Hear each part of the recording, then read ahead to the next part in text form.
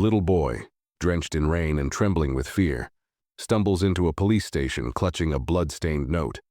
His first words send a chill through the officer on duty. "They're coming for me." What happens next is a story so shocking, so unbelievable, it will leave you questioning everything. Stay with us as we uncover the truth behind his terrifying plea, a truth that no one saw coming. The little boy pushed open the heavy glass door, his small frame trembling as he stepped inside the dimly lit police station. Rain dripped from his matted hair, forming tiny puddles at his feet. His oversized hoodie was damp and clung to his frail body, the fabric torn at the hem. Clutching a crumpled piece of paper in one hand, he walked unsteadily toward the counter, his sneakers squeaking against the linoleum floor. The room was quiet except for the faint hum of a vending machine in the corner, and the officer on duty barely looked up from his paperwork. "Help?" the boy whispered, his voice barely audible, yet it carried the weight of something urgent, something terrifying. His free hand trembled as he placed the paper on the counter, sliding it toward the officer. Officer Harris frowned, his brow furrowing as he finally noticed the boy. He pushed his chair back with a creak, rising to his feet. His eyes darted to the note, then to the boy's pale, tear-streaked face. Something about the way the boy stood, stiff like he was bracing for something to strike, sent a ripple of unease through Harris. "You okay, kid?" Harris asked, his voice softer than usual. The boy shook his head, his breath hitching. "They're coming for me," he murmured, the words breaking as he tried to keep from crying. He pointed to the note, and Harris finally picked it up, unfolding it carefully. The note was stained with what looked like dried blood, the words scrawled in frantic handwriting. "Protect him at all costs. Do not trust anyone." Harris blinked, his grip tightening on the paper. His gut churned. This wasn't a prank or a case of a runaway kid looking for attention. There was fear in the boy's wide eyes, the kind that couldn't be faked. "Who's coming for you?" Harris asked, crouching slightly to meet the boy's gaze. "Where are your parents?" The boy opened his mouth to answer but stopped, his eyes darting toward the glass door he had just entered. The sharp intake of breath and the way he edged closer to the counter made Harris glance over his shoulder instinctively. Outside, the rain continued to fall, but a dark figure seemed to linger near the edge of the streetlight's glow. Harris couldn't make out a face, only the shape of someone standing too still, watching. "Stay right here," Harris said, trying to keep his voice calm. He motioned for another officer, a younger man sitting across the room, to join him. The boy tugged on his sleeve, his small fingers cold against Harris's arm. "No!" the boy pleaded, panic rising in his voice. "Don't leave me, please!" Harris froze. Something about the boy's desperation made him pause. He crouched down again, meeting the child's watery gaze. "I'm not going anywhere," he promised, "but I need to know what's going on so I can help you." The boy hesitated, looking down at his shoes.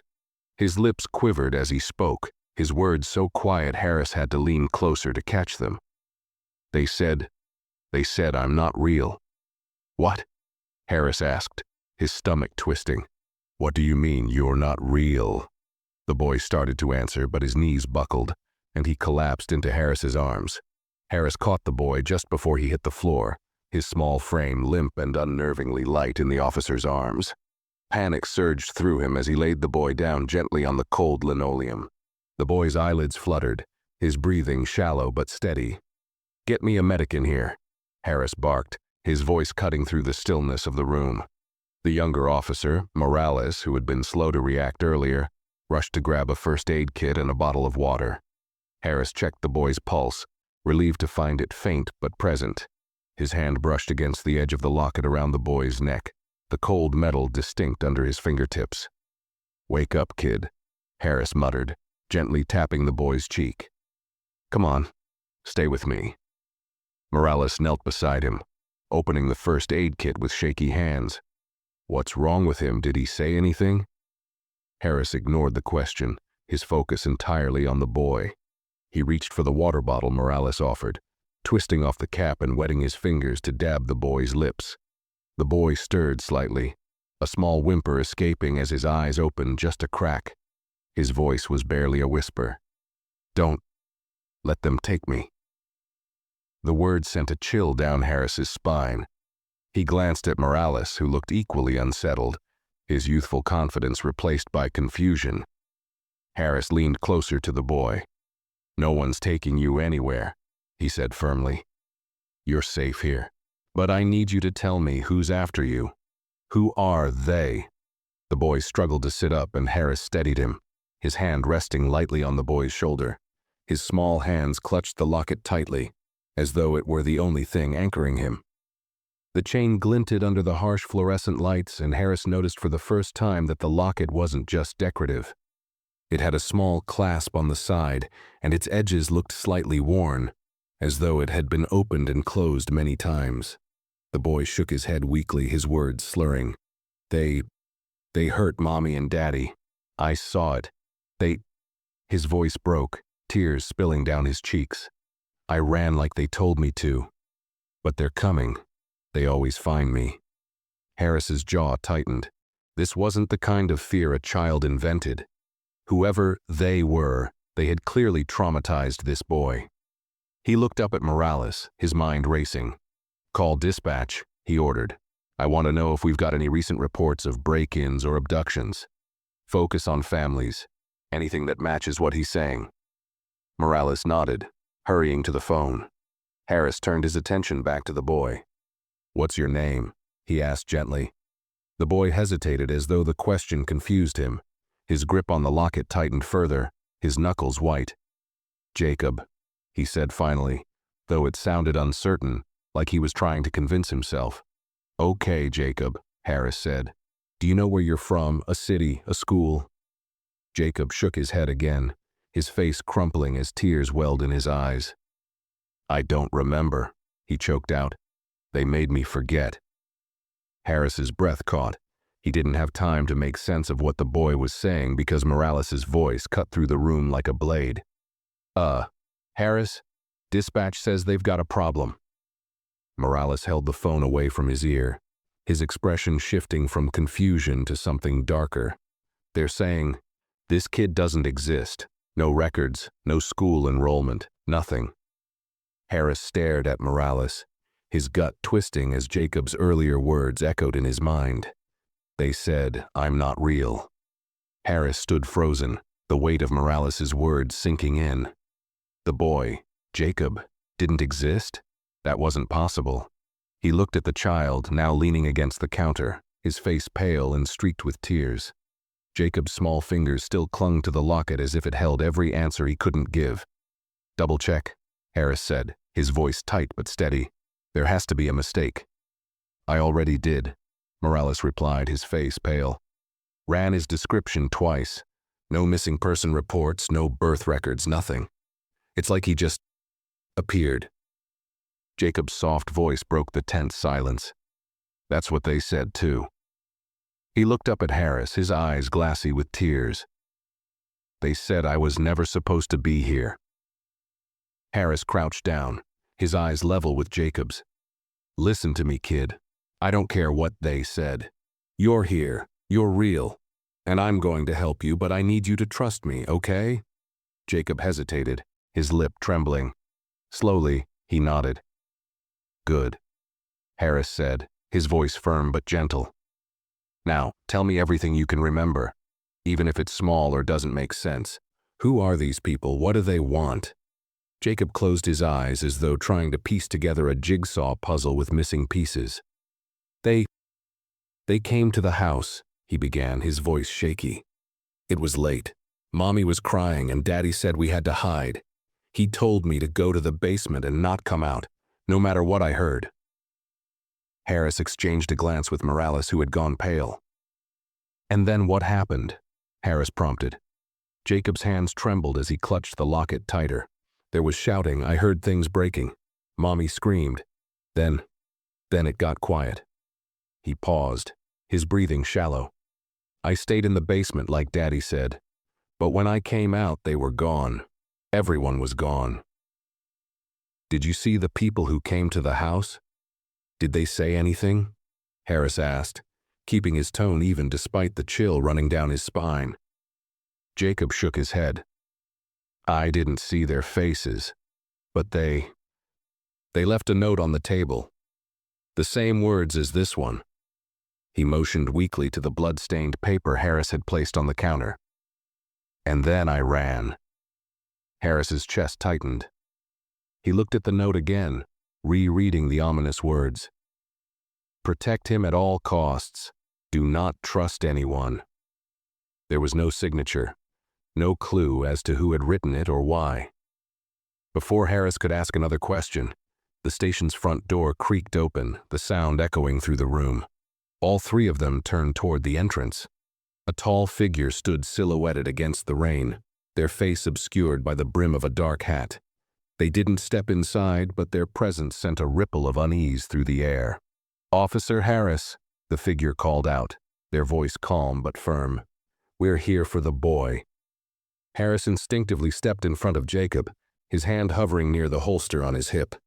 And who exactly are you? He demanded, his voice sharp. The figure tilted their head slightly. We're the ones who can keep him safe. Step aside. Jacob clung to Harris's leg, his small voice trembling. No, don't let them take me. Please. Harris didn't move. His instincts screamed that something about this person wasn't right. You're going to need to show me some ID and explain who you are before I do anything, he said, his tone icy. The figure took a step forward, just enough for the dim light of the station to catch their face. Their eyes were cold and unblinking, their expression eerily devoid of emotion. You don't understand, they said. This isn't your fight. Harris's jaw tightened, his grip on Jacob protective. It is now. The figure's lips curled into a thin, unsettling smile. So be it. They turned and walked back into the rain, disappearing into the darkness. But Harris knew this wasn't the end. It was only the beginning. Harris stood motionless, staring at the now empty doorway, the rain hammering the pavement outside. A chill crept over him that had nothing to do with the cold air blowing in. His mind raced, analyzing every detail about the figure, calm, calculating, and disturbingly confident. Whoever they were, they hadn't been deterred by his resistance. If anything, they'd left with the quiet assurance of someone who knew they would return. Jacob's grip on Harris's leg tightened, pulling him back to the present. The boy's face was pale, his wide eyes filled with fear. They'll come back, he whispered, his voice trembling. They always come back. Harris crouched down to Jacob's level, gripping his small shoulders firmly but gently.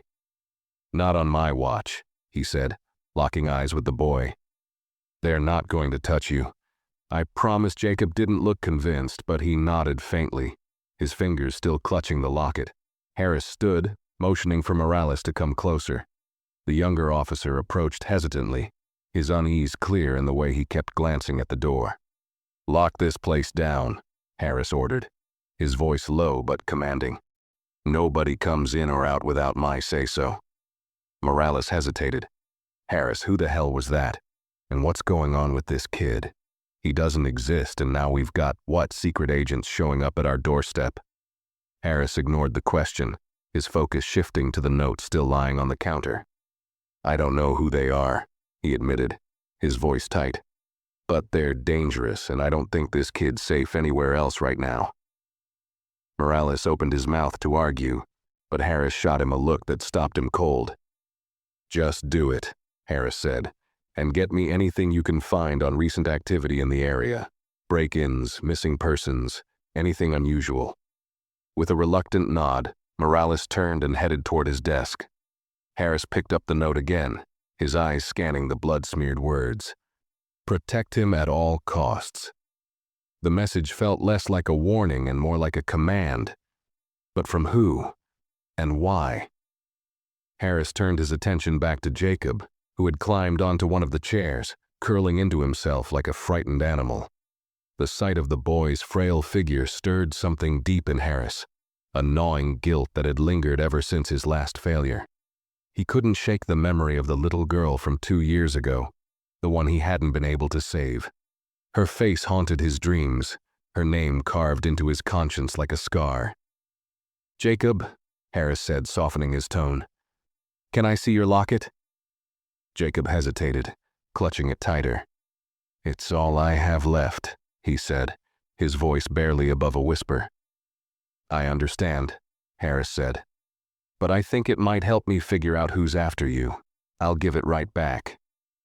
The boy's small fingers reluctantly pried open the clasp, sliding the locket off his neck and placing it in Harris's hand. Harris examined it carefully. The locket was simple but sturdy, with a faintly engraved design on the front, a swirling pattern that almost resembled an infinity symbol. He pressed the tiny clasp on the side, and the locket popped open with a quiet click. Inside was a small photograph of a man and a woman, smiling warmly at the camera. They looked like a picture-perfect family, the kind you'd see on a holiday card. The man had strong features, a short beard, and kind eyes. The woman's smile was wide and bright, her arm wrapped protectively around a younger version of Jacob. They looked happy, peaceful, normal, but it was the opposite side of the locket that caught Harris's attention. Tucked into the narrow space was a tiny, folded piece of paper. Carefully, Harris eased it out and unfolded it. The writing was faint, almost smudged, but he could make out the words, "For those who seek truth, 2416 Beacon Street. Trust no one." Harris's pulse quickened. This wasn't just a keepsake. It was a breadcrumb, a clue left behind by people who clearly knew they were in danger. He glanced at Jacob, who was watching him with wide, anxious eyes. "Do you recognize this address?" Harris asked, showing the boy the paper. Jacob shook his head. "No, but I think Mommy wrote it," he said softly. "She was always writing notes." Harris folded the paper and slipped it into his pocket. His instincts screamed that going to the address could be a trap, but he also knew that ignoring it wasn't an option. Someone had gone to great lengths to hide this message, and he needed answers. Before he could decide his next move, Morales called out from his desk, "Harris, you need to see this."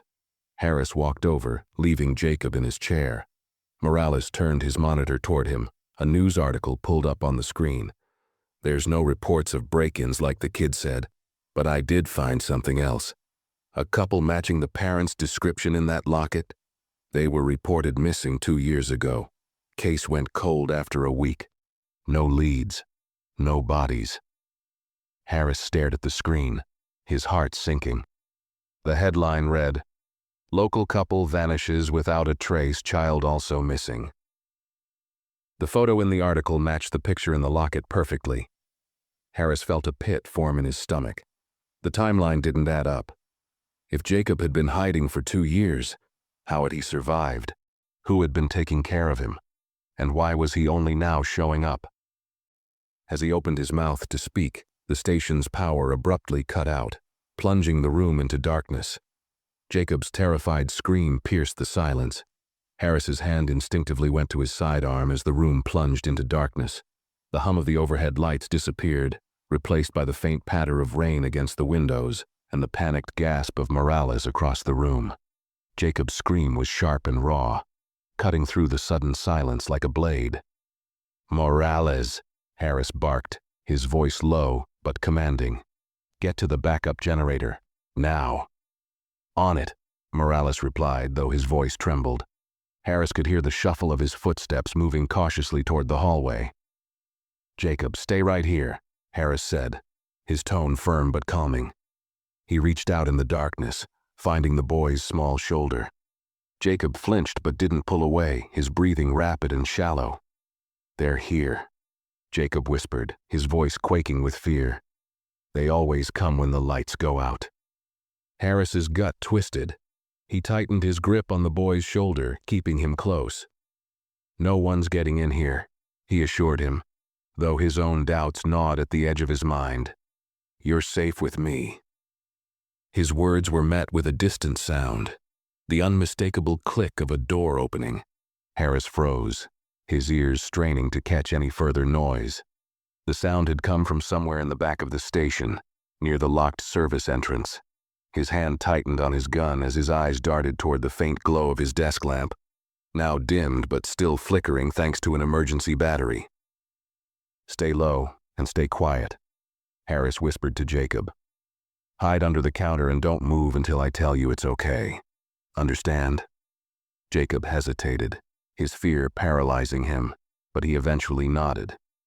Harris helped him crawl under the counter, the boy curling into a ball as if trying to disappear entirely. Harris moved toward the source of the sound, every step calculated and silent. The air felt heavier somehow, oppressive in a way that made his skin crawl. He reached the hallway and pressed his back against the wall, inching toward the service door. His heartbeat thundered in his ears as he drew closer. The door was ajar, the faint outline of rain-slicked pavement visible through the crack. It hadn't been open earlier. Harris was sure of it. He nudged the door with the barrel of his gun, swinging it open fully. The alley outside was empty, the rain falling in steady sheets. But there was something off, something he couldn't place. His eyes scanned the narrow passage, his instincts screaming at him to stay alert. That's when he saw it.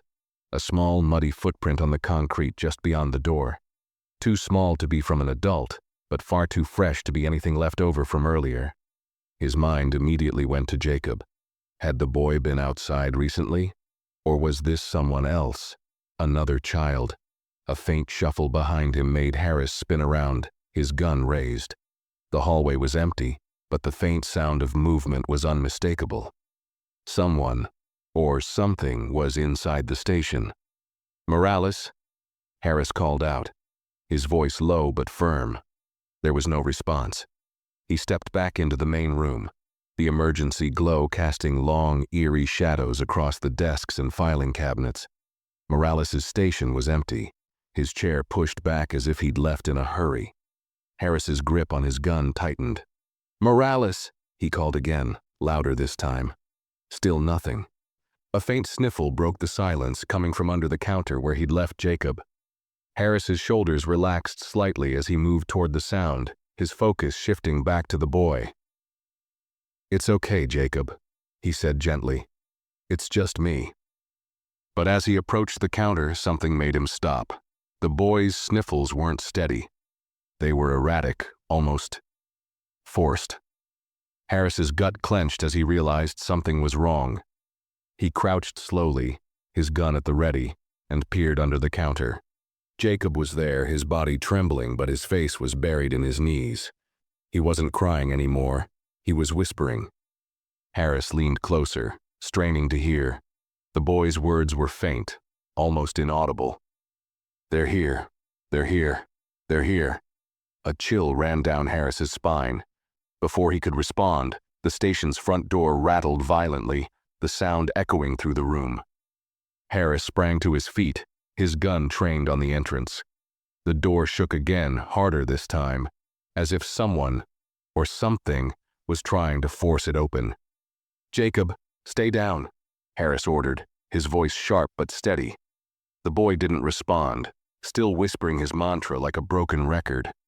The rattling stopped, replaced by an eerie silence that was somehow worse. Harris held his breath, his eyes fixed on the door.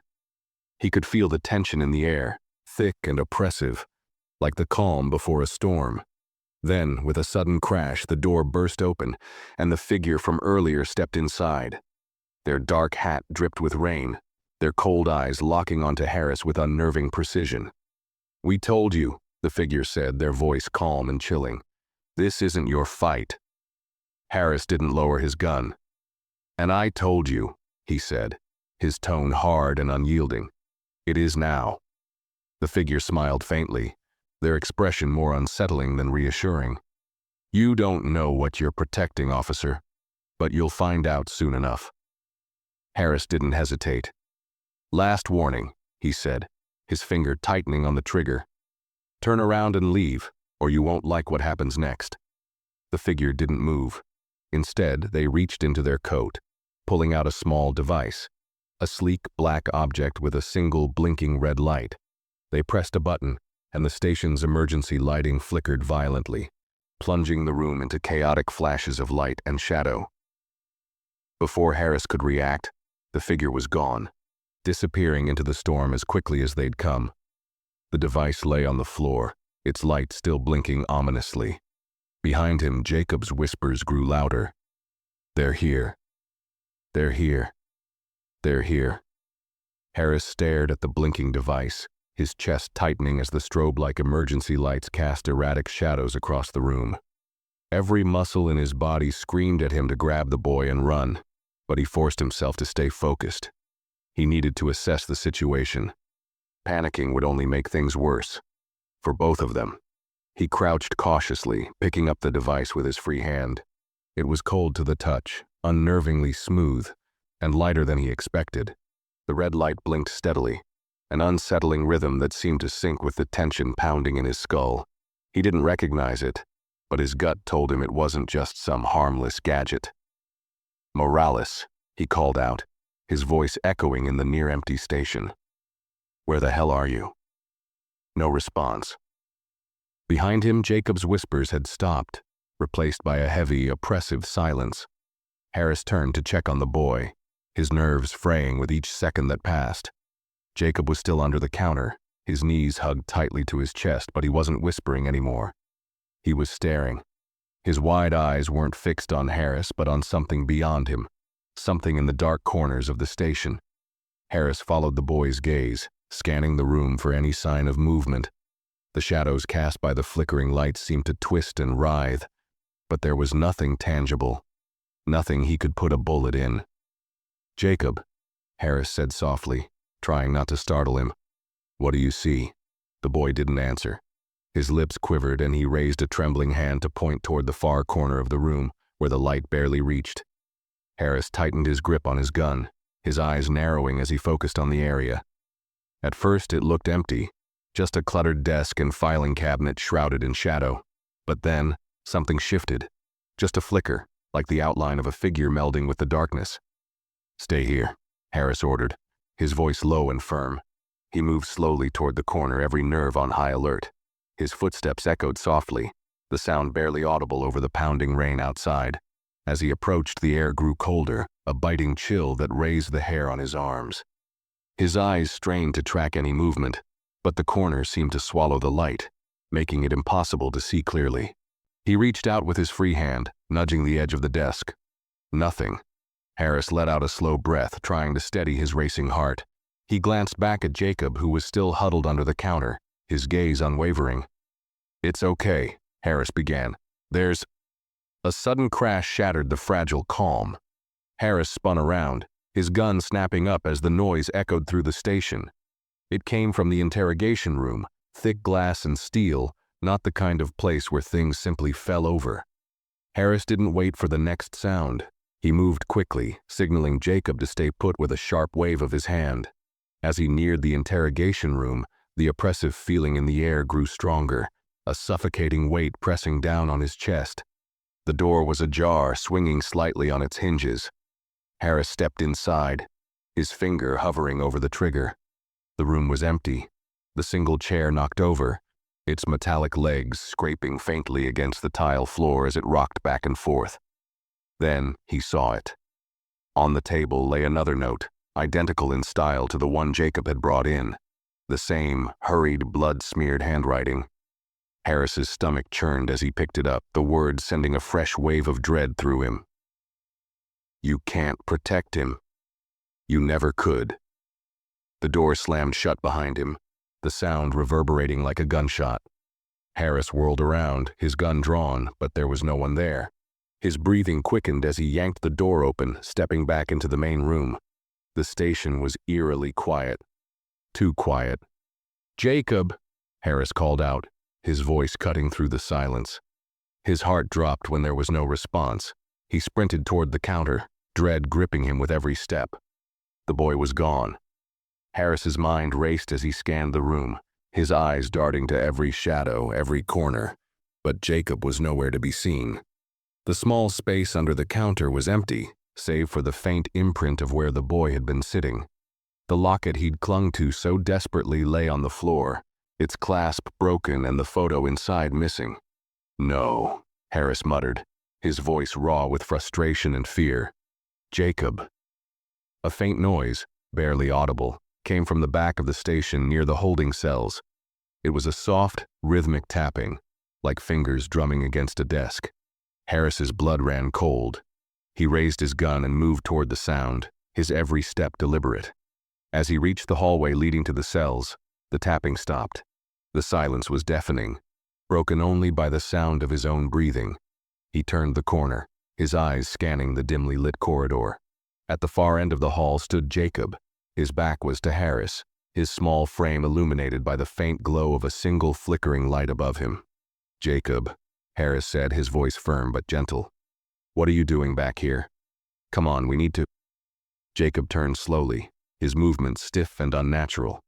His face was pale, his eyes wide and glassy, but it wasn't fear that reflected in them anymore. It was something else, something hollow, something wrong. "They're here," Jacob said, his voice eerily calm. "They're already inside." Harris's breath caught in his throat as Jacob's words echoed down the hall. "They're already inside." The boy's flat tone, devoid of the trembling fear he'd shown earlier, sent a chill racing down Harris's spine. The way Jacob stood, rigid and unblinking, felt all wrong, as if something far older and colder now resided in the child's small frame. "Jacob," Harris said cautiously, his gun still raised but his finger easing off the trigger. "Come here, kid. Let's get back to the main room." Jacob didn't move. His head tilted slightly, his glassy eyes fixing on Harris like a predator sizing up its prey. "You can't stop them," he said, his voice a lifeless monotone. "They don't care about you." Harris swallowed hard, his mind racing. This wasn't Jacob. Not really. Something had shifted, taken hold of the boy, and it was watching him through those wide, unblinking eyes. He stepped forward slowly, trying to close the distance between them without provoking whatever this was. "Listen to me, Jacob," Harris said, keeping his voice low and steady. "I don't know what's going on, but I'm here to help you. You have to trust me, okay? Just take my hand." Jacob's lips curved into a small, unsettling smile, one that didn't reach his vacant eyes. "You think this is about me?" he asked, his tone almost mocking. "It's not. It never was." Before Harris could respond, the lights flickered violently, plunging the hallway into intermittent flashes of light and darkness.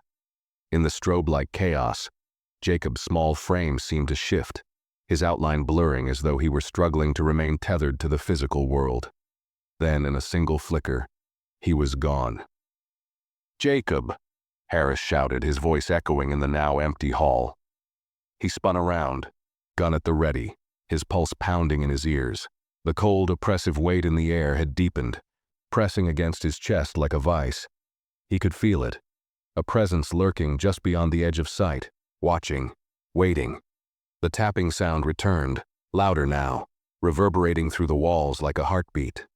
Harris followed it instinctively, his boots echoing against the tiled floor. The sound seemed to come from everywhere at once, disorienting him as he moved deeper into the station's labyrinth of halls. He reached the holding cells, the faint light casting long shadows across the barred walls. One cell door stood slightly ajar, creaking softly as it swayed back and forth. Harris approached it cautiously, his gun aimed steadily ahead. The cell was empty, at least at first glance. Then he saw it. On the far wall, etched into the concrete, were the same words from the notes. "Protect him at all costs. Do not trust anyone." The letters were scratched deeply into the stone, as if carved by desperate hands. Beneath the message, something glinted faintly in the dim light. Harris knelt to retrieve it, his fingers brushing against cold metal. It was the photo from Jacob's locket, now crumpled and torn. The smiling faces of the man and woman were scratched out, leaving only Jacob's young face untouched. "What the hell is this?" Harris muttered, his voice barely above a whisper. A low, guttural sound rumbled behind him, stopping him cold. He turned sharply, his gun raised, but the hallway was empty. The sound came again, closer this time. A deep, throaty growl that resonated in the pit of his stomach. It wasn't human. Harris's instincts screamed at him to move, but his feet felt rooted to the spot. The growling grew louder, a distorted, otherworldly sound that seemed to reverberate through his very bones. Then, from the shadows at the end of the hall, something began to emerge. It wasn't a figure, not entirely. It was more like a shifting mass, a silhouette that writhed and flickered like smoke caught in a beam of light. Its form was unstable, constantly shifting, but its presence was undeniable. Two faintly glowing orbs hovered where its eyes should have been, fixing on Harris with an intensity that made his skin crawl. "Jacob," Harris whispered, his voice trembling. "Is that you?" The mass shifted, twisting as though mocking his question. The glowing orbs flared brighter, and the growling deepened, filling the hall with a resonance that made Harris's teeth ache. The air grew colder still, his breath visible in thin white puffs. Then it spoke, not in words, but in a guttural primal sound that carried an undeniable meaning. "Leave." Harris gritted his teeth, forcing himself to stand firm. "Not without the boy," he said, his voice shaking but resolute. "You're not taking him." The thing in the shadows twisted again, its form becoming more defined, a tall humanoid figure with unnaturally long limbs and a head that seemed to tilt unnervingly far to one side. Its glowing eyes bore into Harris, and for a moment he felt something pressing against his mind, an invasive, probing sensation that made his vision blur. Then, as quickly as it had come, the presence receded. The shadowy figure dissolved, fading into the darkness as though it had never been there. The growling stopped, leaving behind an oppressive silence that felt even heavier than the sound. Harris stumbled back, his breath ragged. He clutched the crumpled photo in his hand, its edges cutting into his palm. He had no idea what he had just encountered, but one thing was clear. This was far from over, and wherever Jacob was, he was running out of time. Harris leaned heavily against the cold concrete wall, his breath coming in short, shallow gasps. His heart pounded against his ribs, and a fine sheen of sweat covered his brow despite the icy chill that lingered in the air. The weight of the encounter pressed on him, an inexplicable force that left his limbs heavy and his mind reeling. The crumpled photograph was still in his hand, its edges damp from his sweat. He smoothed it out as best he could, staring at the scratched-out faces of Jacob's parents. The smiling boy in the center seemed to gaze back at him, almost accusingly, as if to say, "You're too late." "No," Harris muttered under his breath, pushing off the wall. He couldn't afford to lose his resolve. Not now. Jacob was still out there, and whatever force was at work here wasn't going to stop him. He needed answers, and he needed them fast. He moved quickly back toward the main room, every shadow and flicker of light setting his nerves on edge. The oppressive silence of the station felt wrong, unnatural. It wasn't just the lack of Morales's chatter or the faint hum of the overhead lights. It was something deeper, like the very air around him had been drained of life. When he reached the main room, he froze in the doorway. The room was no longer empty. Jacob stood in the center of the space, his back to Harris. He was motionless, his small frame eerily still. The locket dangled loosely from his fingers, swaying slightly in a rhythm that didn't match the stillness of the air. Around him, the desks, chairs, and scattered papers seemed untouched, but the atmosphere was suffused with a sense of wrongness that made Harris's skin crawl. "Jacob," Harris called cautiously, his voice barely above a whisper. He kept his gun lowered but ready, his instincts screaming at him to stay on edge. Jacob didn't respond. Slowly, Harris approached, each step deliberate and measured. As he drew closer, he noticed something strange about the boy's posture.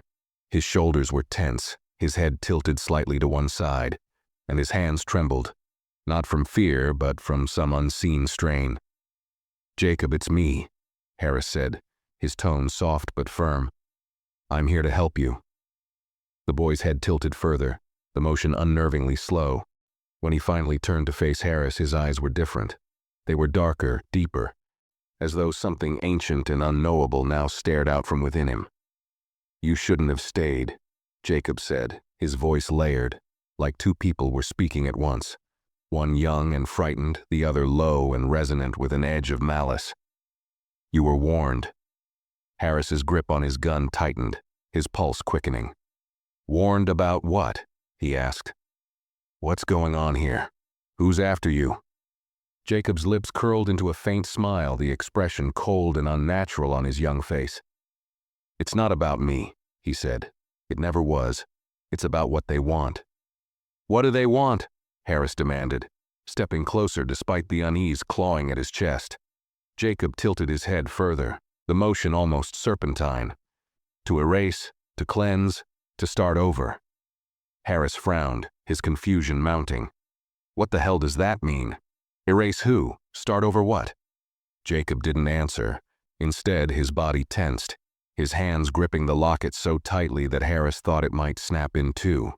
The boy's darkened eyes glimmered faintly, a hint of red flashing in their depths. They're already here, Jacob said, his voice returning to that flat, lifeless tone. And they won't stop. Before Harris could respond, the emergency lights flared violently, flooding the room with blinding white.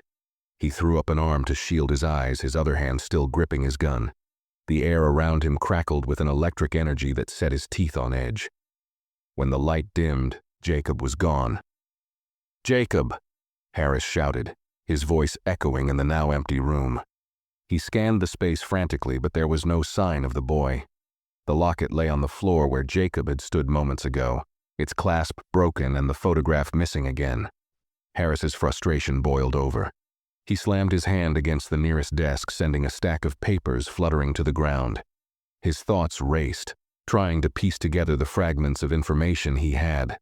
The boy's cryptic warnings, the shadowy figure, the writhing mass in the hallway. Nothing fit, and yet he felt the pieces dangling just out of reach. His radio crackled suddenly, jolting him from his thoughts. He grabbed it, his voice sharp. "Morales? Is that you?" Static hissed on the other end, followed by a faint voice barely audible through the interference. "Officer Harris." "Morales?" Harris pressed. "Where the hell are you?" The voice crackled again, this time louder. "It's too late." "What's too late?" Harris demanded, his frustration mounting. "Where are you?" The line went dead. Harris stared at the radio in disbelief, his grip tightening. Whatever was happening, it was escalating fast, and he was running out of time. He glanced at the locket on the floor, its metallic surface glinting faintly in the flickering light. Picking it up, he felt a surge of resolve. If Jacob's parents had hidden something inside it, maybe they'd left more clues he hadn't found yet. He tucked the locket into his pocket, his jaw set. Whatever this was, whatever had taken Jacob, Harris wasn't going to stop until he got him back. The growling returned, low and guttural, echoing from deep within the station. This time Harris didn't hesitate. He turned toward the sound, his gun raised, and headed straight into the darkness. Harris moved through the station, the growling sound growing louder with every step he took. The oppressive darkness seemed to close in around him, swallowing the faint glow of the emergency lights behind him. The air felt heavier, each breath harder to draw. His gun remained steady in his hands, but his nerves frayed with each echoing growl that seemed to ripple through the walls. He approached the holding cells again, where the growling seemed to originate. This time, the temperature dropped even further, the chill biting through his uniform. The silence between the growls was suffused with a suffocating tension, as if the air itself were holding its breath. "Jacob," Harris called out, his voice firm but laced with urgency. "If you can hear me, say something." The growling stopped abruptly, leaving an eerie silence in its wake. Harris froze, his ears straining to catch any movement, any sound. But the station was deathly quiet. He swept his flashlight across the corridor, the beam cutting through the shadows and illuminating the holding cells. At first, they looked empty. But then his light landed on something scrawled across the wall of the last cell. It was fresh, dark, jagged letters carved deeply into the concrete, as if by desperate hands. The message read, "He is the key. They will erase everything." Harris's breath caught in his throat as he stepped closer, his flashlight fixed on the words. The phrase wasn't just ominous. It was an accusation, a warning that felt personal. Jacob's earlier words echoed in his mind. "It's not about me. It never was. "Erase everything," Harris murmured, trying to piece together the cryptic warning. What did Jacob mean by key? And who, or what, was intent on erasing everything? A sudden noise behind him snapped him out of his thoughts, a sharp, metallic clang like something heavy had been dropped. Harris spun around, his flashlight and gun trained on the source of the sound. The beam landed on a shadow at the far end of the hallway, a figure barely visible as it moved deeper into the darkness. "Stop!" Harris shouted, his voice echoing down the corridor. He broke into a sprint, his boots pounding against the floor as he pursued the shadowy figure. The figure didn't run but glided ahead, its movements smooth and unnatural, as if it were being pulled by unseen strings. No matter how fast Harris ran, the distance between them never closed. The figure turned a corner, disappearing from view. Harris rounded the corner a second later, only to find himself in the station's evidence room. The room was cold and dimly lit by a single flickering bulb. Rows of metal shelves lined the space, stacked with sealed bags and tagged items from years of cases. The door creaked shut behind him, and Harris spun around, his flashlight cutting through the gloom. "I don't know who you are or what you want," he said, his voice steady but edged with frustration. "But you're not taking that boy." The shadows in the room seemed to shift, dancing in the faint light as if alive. A deep, distorted voice echoed around him, resonating from nowhere and everywhere at once. "You don't understand. He doesn't belong here." Harris turned in a slow circle, his gun and flashlight sweeping the room. "Belong where?" he demanded. "Who are you? What do you want with him?" The voice laughed, a low, guttural sound that made Harris's skin crawl. "You're protecting what you cannot save. You're fighting what you cannot stop." "I'll take my chances," Harris snapped, his grip tightening on the gun. "Come out and face me." The voice shifted again, softer now, almost pitying. "You still think this is a fight. It's already over. You just haven't seen it yet." The shelves rattled suddenly, the noise deafening in the confined space. Evidence bags fell to the floor, scattering papers and objects across the room. Harris backed toward the center of the space, his flashlight darting from shelf to shelf as the rattling intensified. The flickering bulb above him exploded with a sharp pop, plunging the room into complete darkness. Harris stood frozen, his flashlight now the only source of light. He could feel the presence closing in around him, oppressive and suffocating. The air was thick with the smell of something metallic. Blood, or perhaps iron. His pulse thundered in his ears as he steadied his breathing, refusing to let fear take hold. The voice spoke again, but this time it was different. It wasn't the guttural, distorted tone from before. It was Jacob's voice, small and trembling, echoing from somewhere in the room. "Help me!" Jacob cried out, his voice filled with fear. "Please, don't let them take me." "Jacob!" Harris shouted, spinning toward the sound. The flashlight beam darted across the room, but the boy was nowhere to be seen. "Where are you? Keep talking. I'll find you." The voice came again, softer this time, almost a whisper. "I'm here." The beam of light landed on the farthest corner of the room, illuminating Jacob's small figure huddled against the wall. His knees were drawn to his chest, and his face was buried in his arms. Harris moved quickly toward him, relief flooding his chest. "Jacob, it's okay," Harris said, kneeling beside him. "I've got you. You're safe now." But as Harris reached out to touch the boy's shoulder, Jacob's head snapped up. His eyes weren't the wide, fearful ones Harris had seen before. They were pitch black, empty voids that seemed to pull the light into them. His mouth twisted into a cold, unnatural smile. "You're too late," Jacob said, his voice an unnatural blend of his own, and something far older, far darker.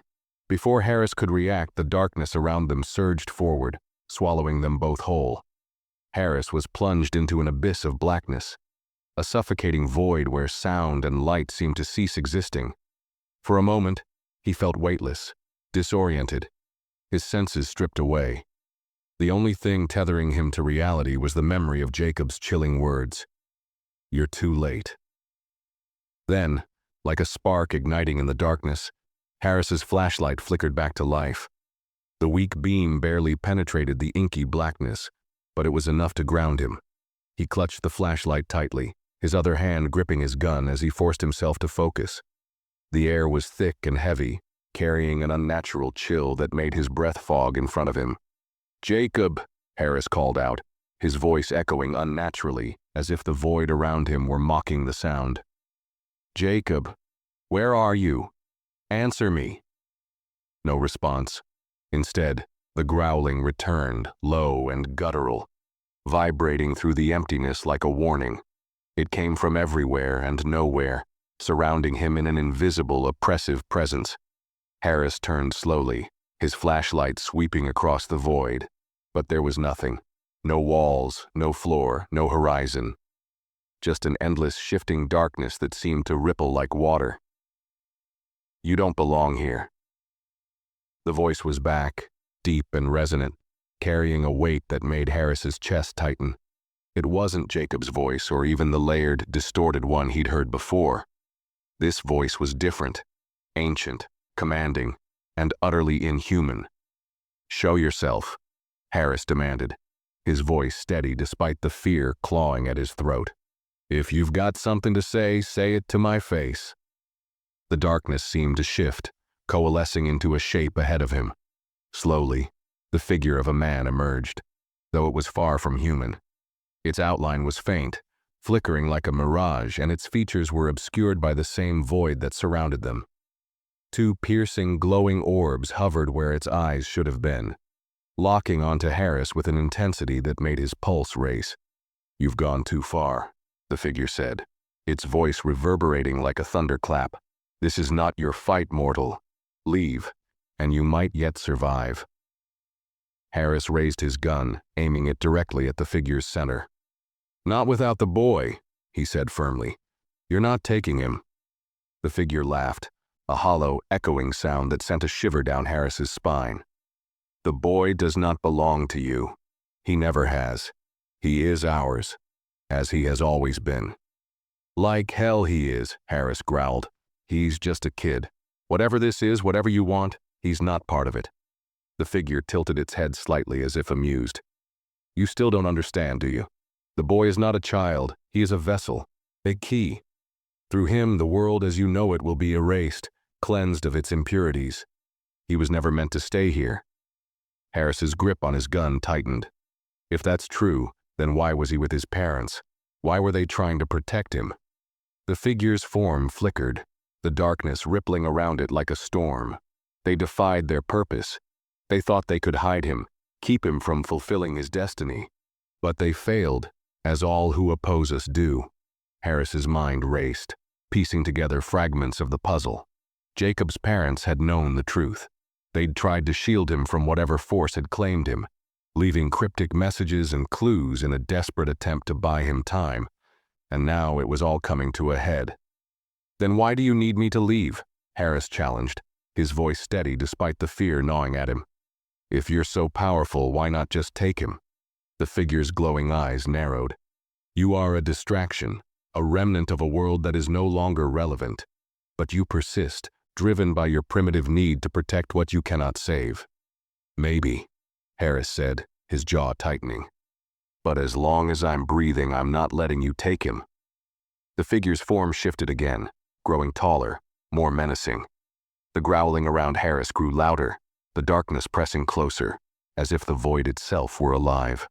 "Then you will share his fate," the figure said, its voice reverberating with finality. Before Harris could react, the darkness surged forward, slamming into him like a tidal wave. He stumbled back, the impact knocking the flashlight from his hand. The beam spun wildly as it hit the ground, casting fleeting glimpses of the writhing shadows that surrounded him. He fired his gun blindly into the void, each shot echoing like thunder, but the bullet seemed to vanish into nothingness. Then, just as suddenly as it began, the onslaught stopped. Harris was back in the evidence room, sprawled on the floor. His flashlight lay a few feet away, its beam weak but steady. He pushed himself up, his chest heaving as he struggled to catch his breath. The oppressive weight in the air was gone, replaced by an eerie stillness that felt almost normal. "Jacob," he muttered, his voice hoarse. He looked around frantically, his eyes landing on the locket, now lying open on the floor beside him. The photograph was back, completely intact, the smiling faces of Jacob and his parents staring up at him. But Jacob himself was nowhere to be found. Harris's trembling hands closed around the locket as he sat on the cold floor of the evidence room. The photograph inside, pristine and unmarked, sent a pang of confusion through him. A moment ago, the boy's parents' faces had been scratched out. Now they were intact, smiling warmly, as if mocking him. He slipped the locket into his pocket, pushing himself to his feet. The room was eerily quiet, the silence pressing down on him like a weight. Every instinct screamed at him to leave, to run, but Harris couldn't shake the image of Jacob's face, the fear in his eyes, the way he had clung to him like a lifeline. He couldn't leave. Not yet. "Jacob," he called again, his voice echoing in the stillness. The sound only made the emptiness feel deeper, more absolute. He grabbed his flashlight and scanned the room, its narrow beam slicing through the shadows. The growling that had haunted him earlier was gone, replaced by a faint hum, low and steady, emanating from somewhere deep within the station. It wasn't mechanical, no generator or equipment Harris could recognize. It was alive, rhythmic, like the pulse of something vast and ancient.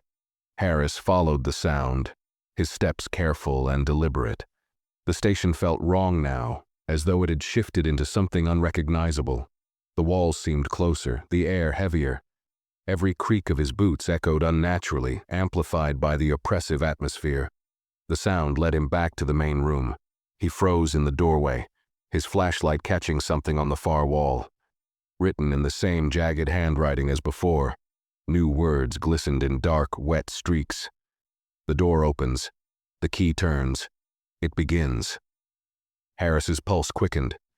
He scanned the room, his flashlight darting across every surface, every corner. The faint hum grew louder, resonating through the floor beneath his feet.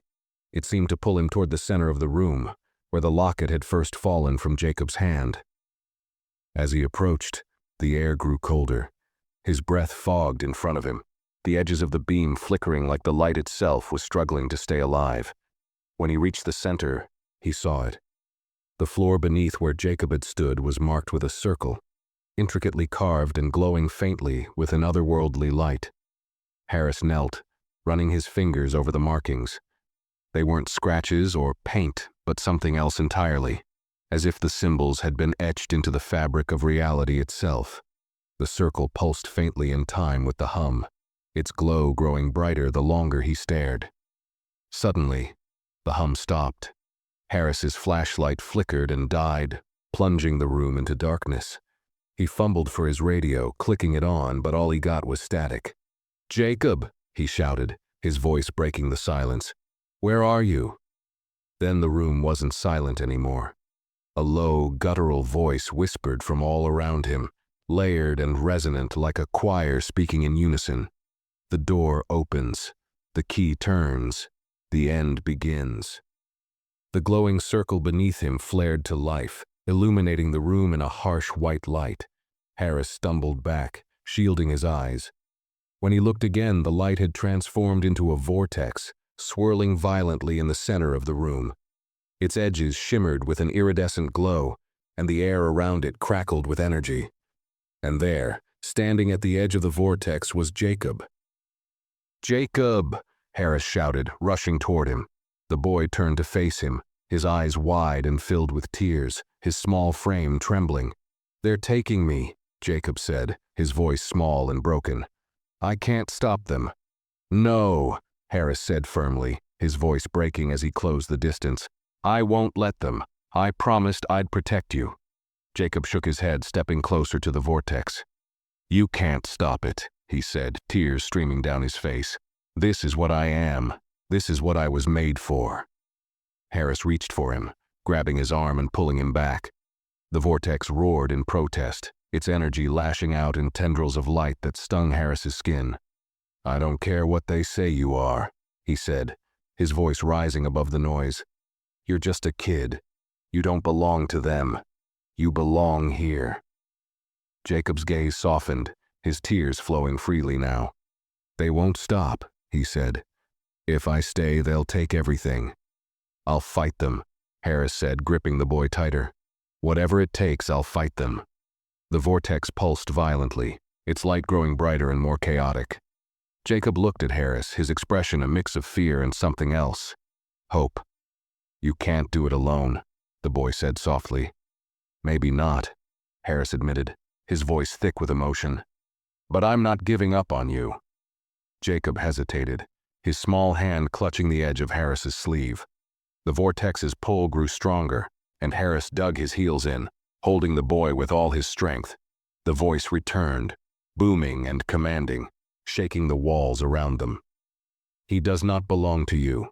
He is ours.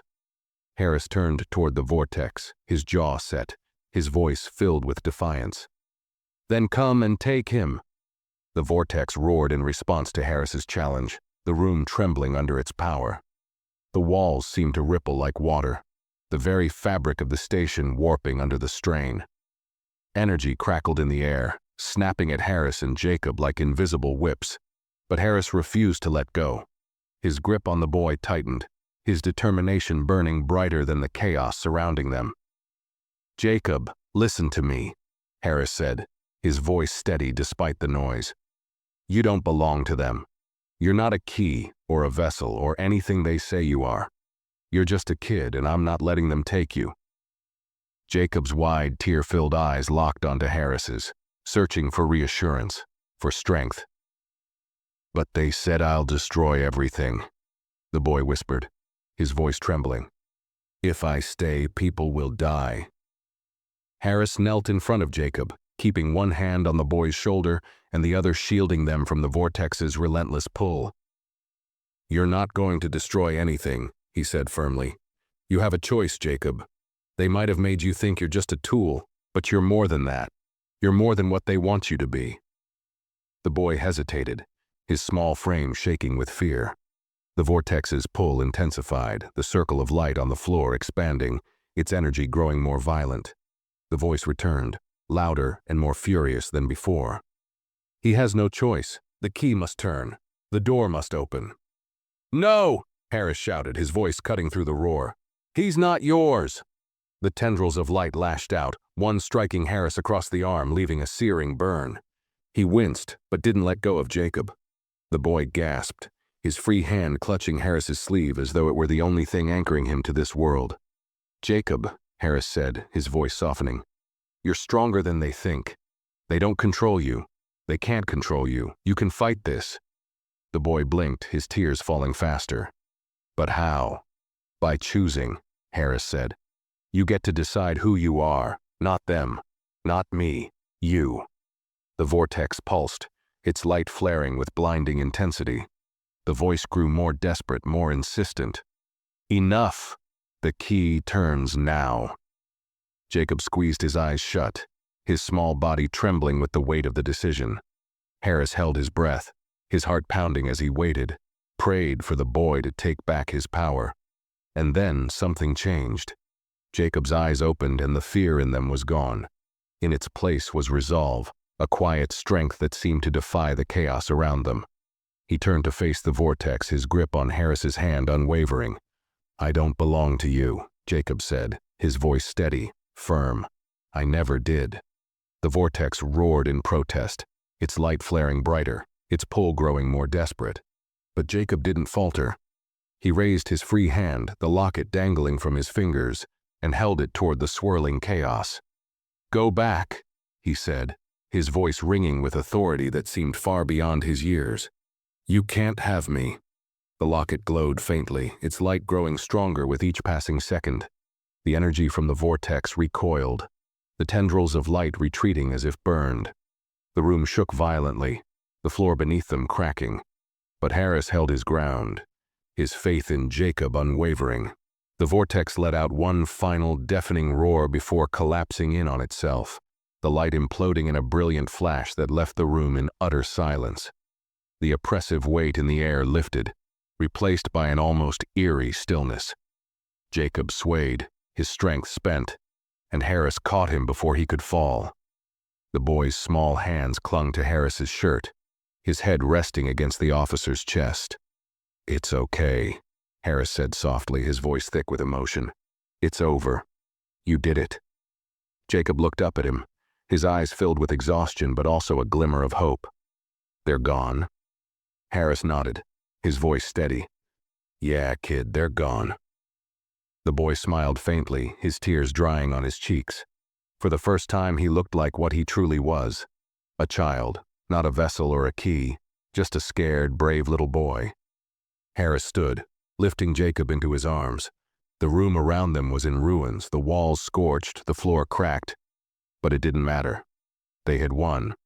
As he carried Jacob out of the station and into the quiet night, Harris glanced at the sky.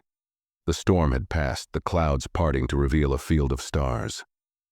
For the first time in what felt like an eternity, the world seemed calm. But as Harris walked toward his car, Jacob's voice broke the silence. "They'll try again," he said, his voice small but certain. "They always do." Harris tightened his grip on the boy, his jaw set. "Then we'll be ready," he said. "I've got you, Jacob. I'm not going anywhere." The boy rested his head against Harris's shoulder, his breathing evening out as exhaustion overtook him. Harris stared into the night, his mind racing with questions and possibilities.